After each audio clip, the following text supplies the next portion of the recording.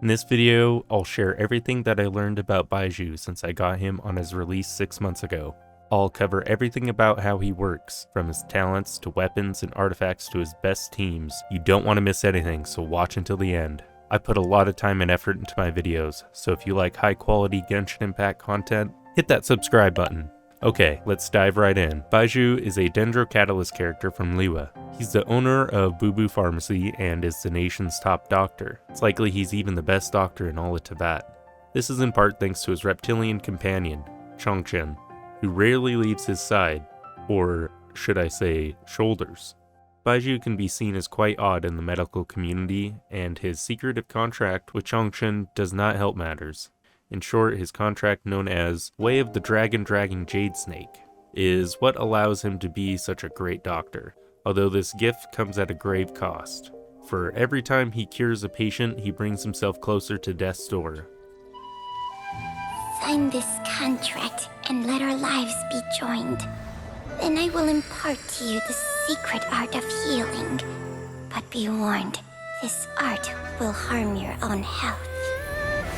Time and again, no matter how much I try to warn them or balance their chi, I can never save them. Although Baizhu is not in any imminent danger, he now has a weak constitution and knows that all his internal organs are stricken with an incurable disease.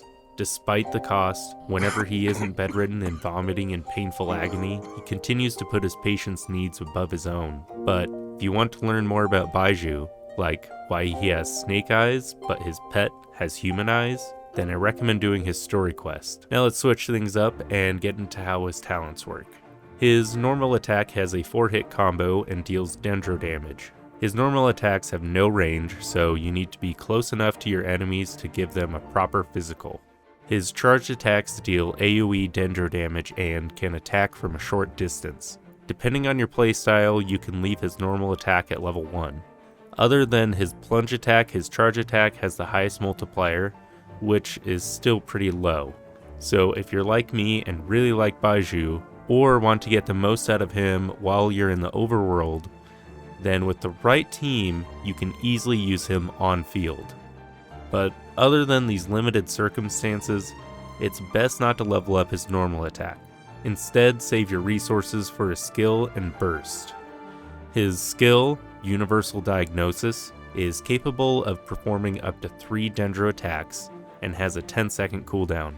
He flings forward a sprite that cruises along and targets nearby opponents. If there are a few enemies somewhat close together, then the sprite will attack each one of them. Once the attack limit is reached, or if there are no nearby enemies, the sprite will return and heal all of your party members. This healing scales with Baizhu's max HP. Like with his normal attack, his damage multiplier is pretty low.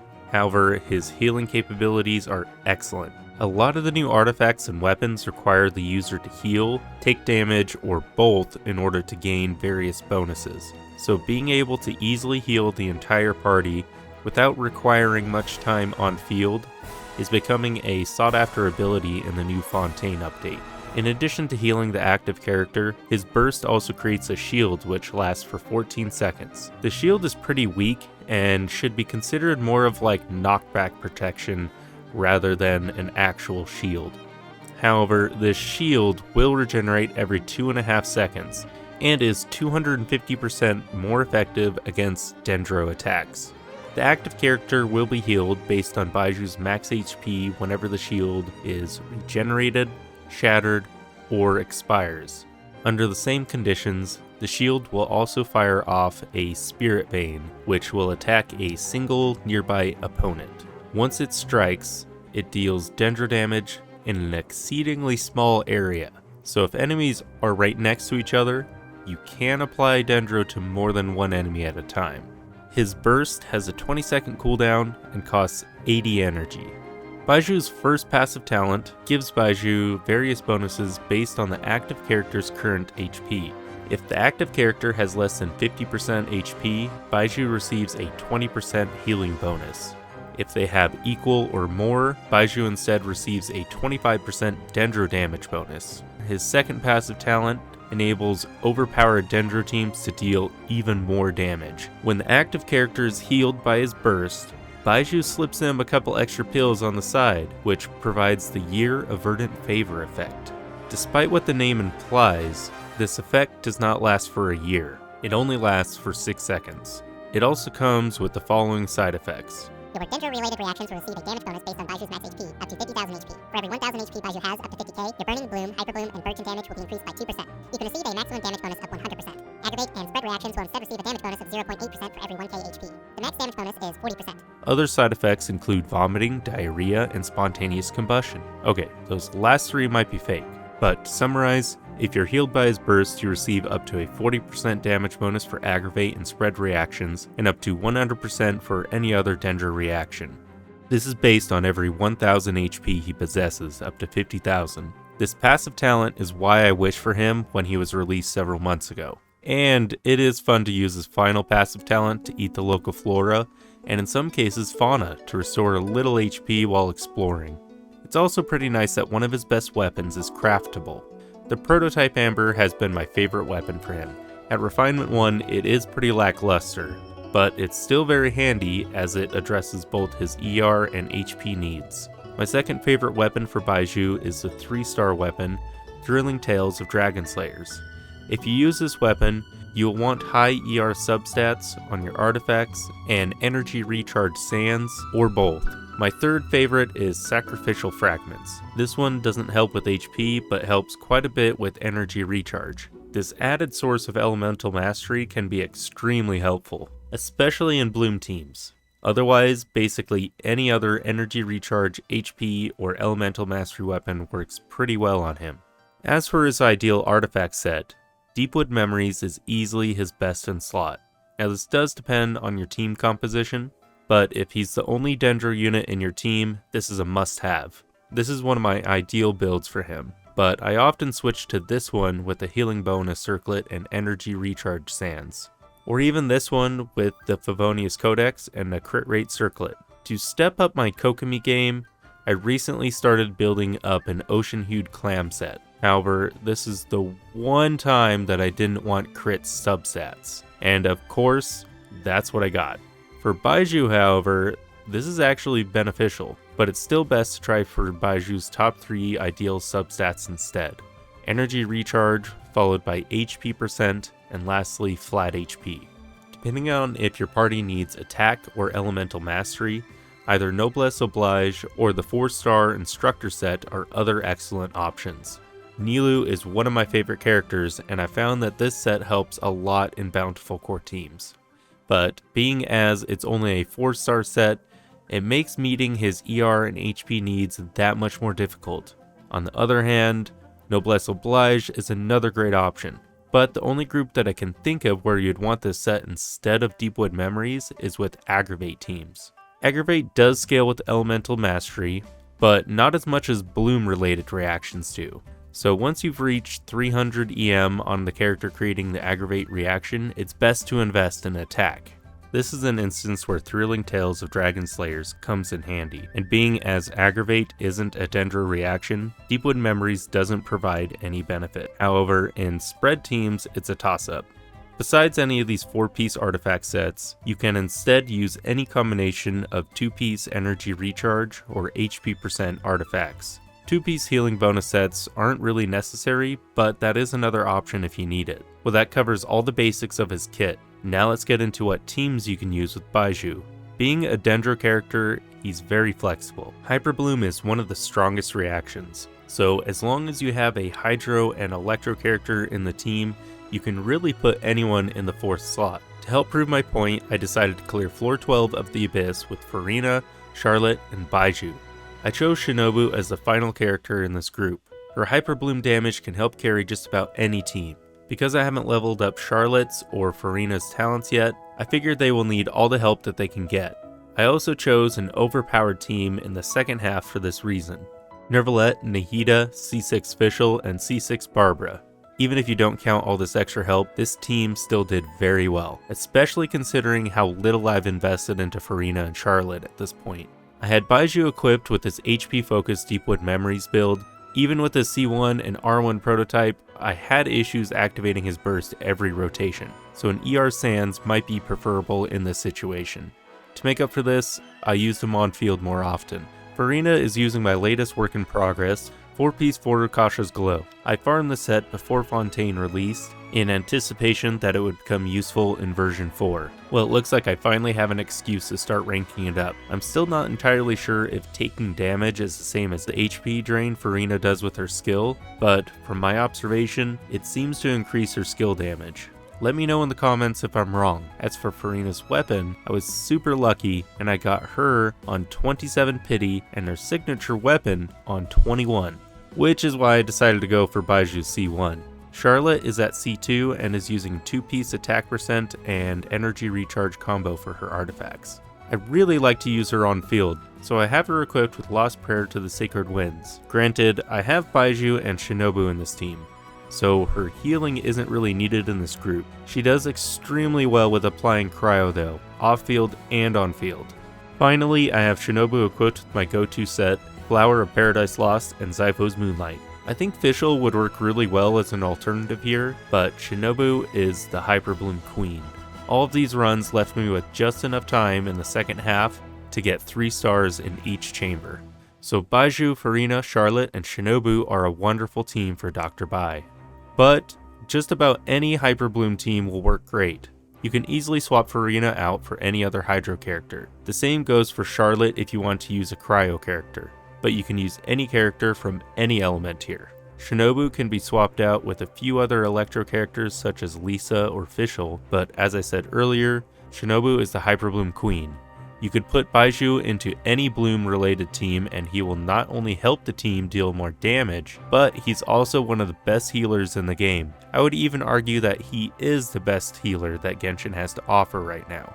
So if you want to do a Burgeon team, just swap out Shinobu for Toma or Dia. Xingqiu is an excellent alternative for a Bloom team, or any of these teams for that matter. You can even swap out Charlotte for Nilou to make an amazing Bountiful Core team. He can even work well in Burning teams. Pair him with a couple Anemo units and a Pyro unit and watch the world burn. Or at least your enemies. But I think one of the best types of teams for Baizhu is the Dendro reaction that I have yet to mention, Aggravate and Spread. Technically this is 2 reactions, but they go hand in hand. One of my favorite teams is with Baido. I call it Haishan's true power. I really like how formidable her and Baizhu's burst look together. I usually have Fischl and an Anemo unit in the party. Sucrose is one of the best choices because she can help boost your party's elemental mastery. It allows you to focus on your crit stats instead of EM. When it comes to building teams, Baizhu is extremely flexible. But there are a couple downsides to Baizhu that I've learned in the past 6 months. As I've already mentioned, he has pretty crazy energy recharge requirements. Unless you use Baizhu on field every now and then, it can be difficult to burst off cooldown. Another Dendro character in the team can help, but only if they aren't taking all the particles for themselves. Although, his C1 helps with his energy demands. This constellation allows you to cast his skill a second time, being as his skill only generates 3.5 energy particles. It doesn't help as much as you would think, but I use Baizhu often enough that I really wanted to see one. As for his other constellations, they sound pretty decent to me, but I prefer to discuss things that I have some personal experience with, so I won't get into those in this video. However, I will say that I've read that beyond his C1, the rest of his constellations are pretty mediocre.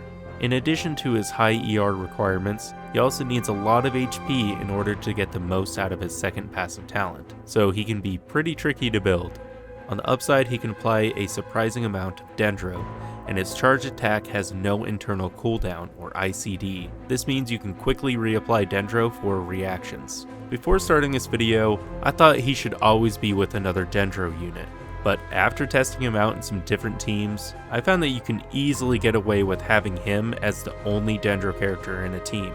Speaking of Dendro reactions can do a ton of damage already, so even though he provides a pretty nice damage bonus with his passive talent, the bonus just isn't necessary until you begin to battle the strongest enemies in the game, such as in floor 12 of the Abyss. Even then, there are some Abyss cycles that are either easy or might not work that well with Dendro teams. Despite his passive not living up to my lofty expectations, he has been a ton of help in Abyss cycles that I did need him in.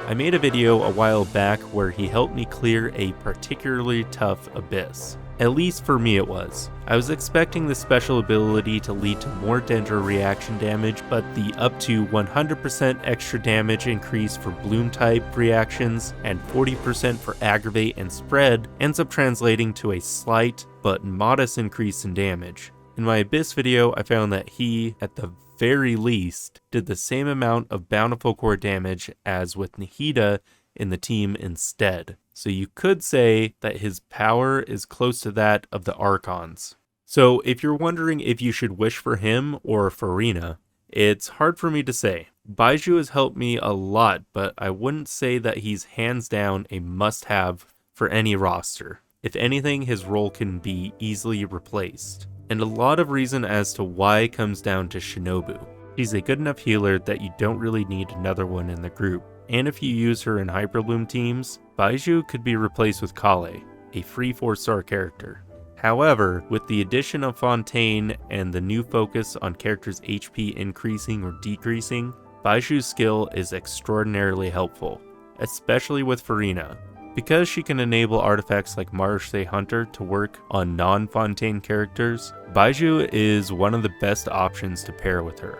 Furina is capable of switching her skill to instead heal your party, but it can be very tricky to effectively use her both for damage and healing. I actually thought about this for quite some time because it's a pretty hard decision, but if I had to pick between one or the either, I would pick Baizhu. And my opinion might change once I've invested in Furina as much as I have Baizhu.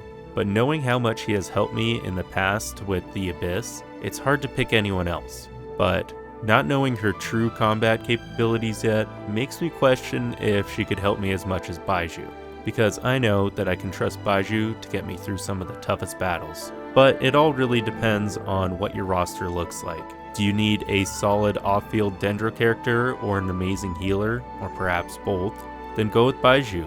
If you're set in this department and want someone who can allow Fontaine's new artifacts to be used on anyone, or need someone who can apply a lot of Hydro off-field, then go with Furina. Let me know in the comments who you are wishing for. Are you waiting for a new character like Navia instead?